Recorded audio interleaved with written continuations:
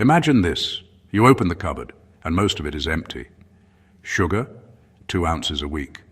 Bacon, a couple of rashers. Butter, forget it. That was Britain in World War II. Queues. That was Britain in World War II. Coupons. That was Britain in World War II.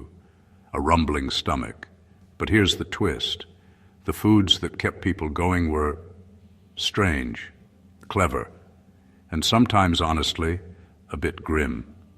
First, the national loaf. Gray, dense, and nicknamed Hitler's secret weapon because it crushed morale as much as hunger. It used every bit of the wheat, so nothing was wasted.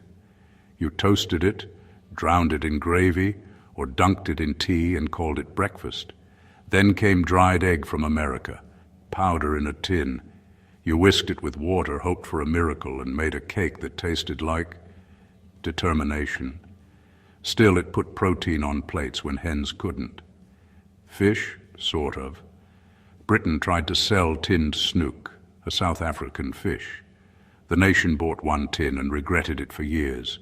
Kippers, herrings, pilchards, cheap, oily, full of calories, kept factories humming. Meat was scarce, so people invented it. Mock goose was potatoes, sage, a bit of oatmeal, baked till it pretended to be Sunday lunch. Woolton pie, named after the Minister of Food, was a glorious heap of carrots, swede, potatoes, leeks under a crust.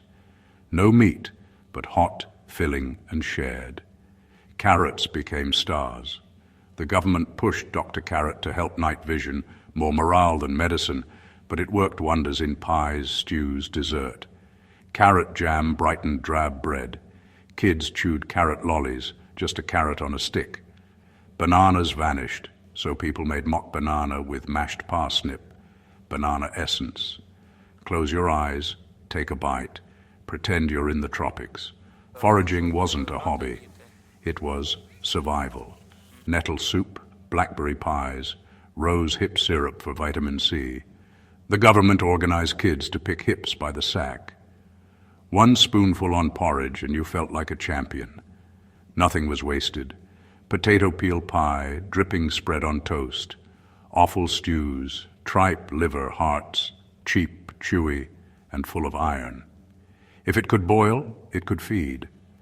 And when the home stove couldn't cope, British restaurants stepped in. Community canteens serving hot, subsidized meals. No frills, just steam on the windows, and a full belly for a few pennies. Here's the reveal. Those odd improvised dishes did more than fill plates.